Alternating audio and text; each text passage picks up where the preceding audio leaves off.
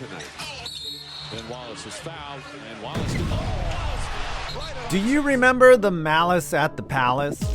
In the days after this PR disaster, the NBA tried desperately to clean up its image. Contact in the paint led to chippiness and eventually fights, so the league shifted the game to the perimeter. Now clear of that tarnished image, players are allowed the freedom to be themselves both on and off the court. That means more freedom of expression in what they say on the podium and what they wear. But hold on, there are a lot of things that are banned by the NBA that you wouldn't even think of.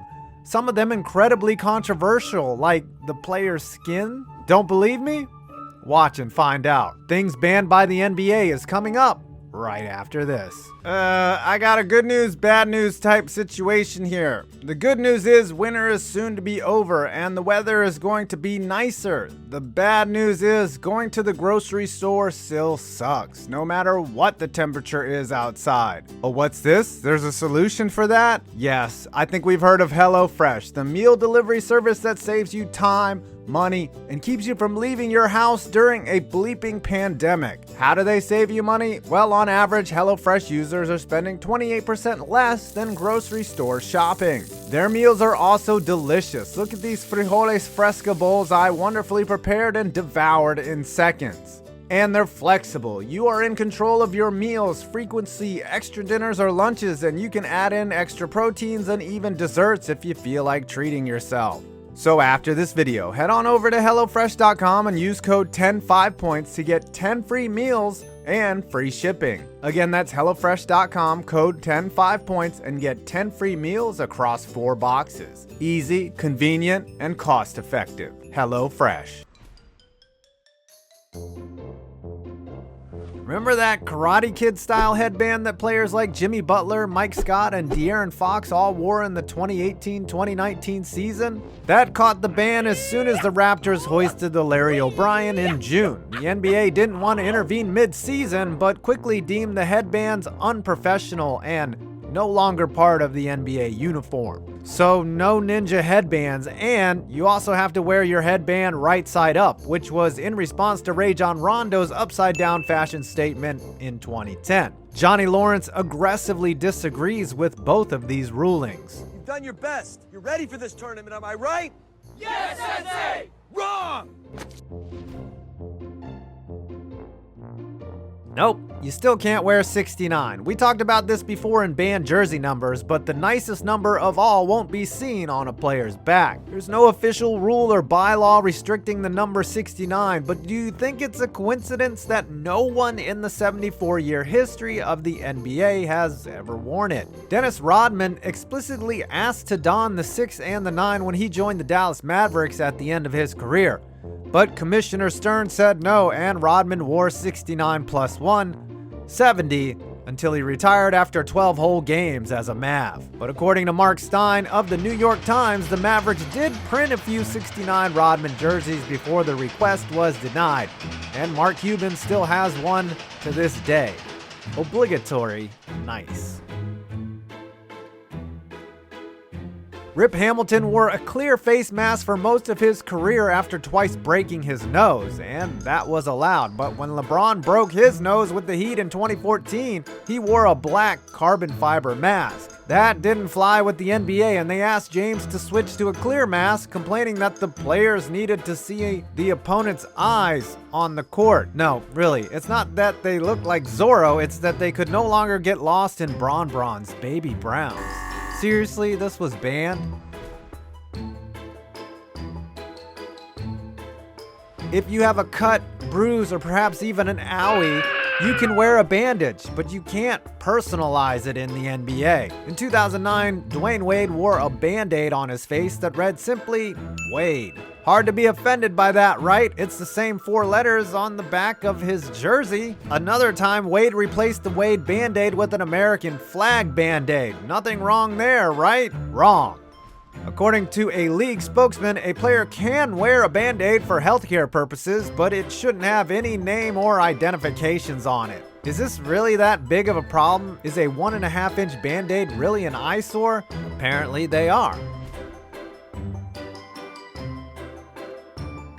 The Band-Aid incident wasn't the only time Dwayne Wade received a cease and desist from the league office. Back in 2011, he was forced to take off his tinted sunglasses, which he wore due to light sensitivity caused by migraines. Again, the NBA said his opponents wouldn't be able to see his eyes, and Wade had to remove the glasses in the saga that Eric Spoelstra called Gogglegate. On the bright side, at least Dwayne Wade doesn't look like he belongs in this mosaic of sunglasses wearers. Steph Curry gets to chew on his mouth guard like he's Pete Carroll in a tight game, but Caron Butler isn't allowed to chew a straw on the sideline? According to NBA Senior Vice President of Communications Tim Frank, it's a safety issue, period, regarding Butler's straw munching habits during the 2010 season. In a sport where unpadded superhuman athletes jump 10 feet in the air and land on their heads, straws are where we draw the line. Unless they're metal, I guess. Like in baseball, NBA players used to sport gold chains as far back as the 80s, but the league eventually pulled an Aqib Talib and snatched them right off of their neck. The chain ban was controversial, soliciting accusations of racism against the league, but their justification was that the chains were a serious safety hazard, which makes sense in a sport where players don't have any eye protection. Players are still allowed to wear chains at events like the slam dunk contest, though, for bling purposes. Obviously, you can't wear headphones on the court during a game. Most players would be listening to music, but we all know that smug son of a bitch JJ Redick would be listening to his own podcast while getting burned on defense like the Texans' dumpster fire of a front office. But the crazy part of this is players aren't allowed to wear headphones or earbuds during shoot-around or warm-ups before the game either. The rule was instituted in 2004 when iPods and MP3 players first found their way into our pockets. By the way, to all the kids out there, iPods are like iPhones, except they only played music and were designed without a camera so that Draymond Green couldn't accidentally post a dick pic. But the headphone ban really screwed with players' routines before the game, especially in a sport that's so often been linked to hip-hop and the improvisational spirit of jazz.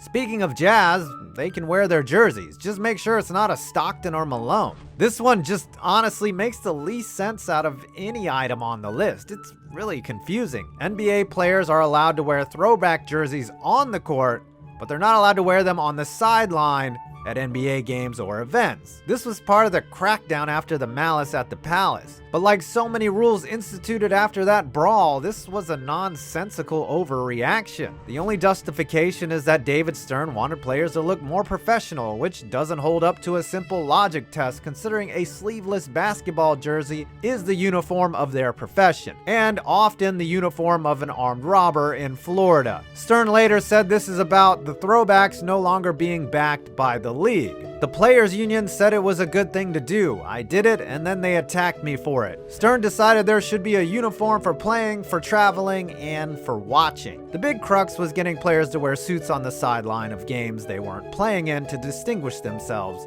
from the crowd. No word on whether Terry Rozier was fined for wearing this Drew Bledsoe jersey when he had to match up with Eric Bledsoe, trolling at its finest.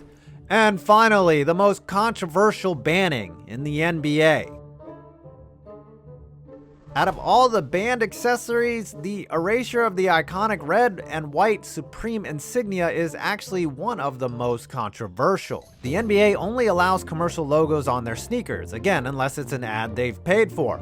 But J.R. Smith tested the limits of that rule when he got the Supreme logo tattooed on his calf. The NBA started fining Smith for every game he took to court without covering up the tattoo, which launched a philosophical and legal debate regarding whether the NBA had the right to keep a player from showing a tattoo, which could be interpreted as free speech protected by the First Amendment. The NBA's rules prohibit commercial logos not just on their uniforms, but apparently on their bodies and in their hair as well, which is why Imam Shumpert had to get rid of the Adidas logo shaved into his head in 2013. J.R. Smith summed up the issue best himself when he posted these immortal, profound words on Instagram. Shit whack.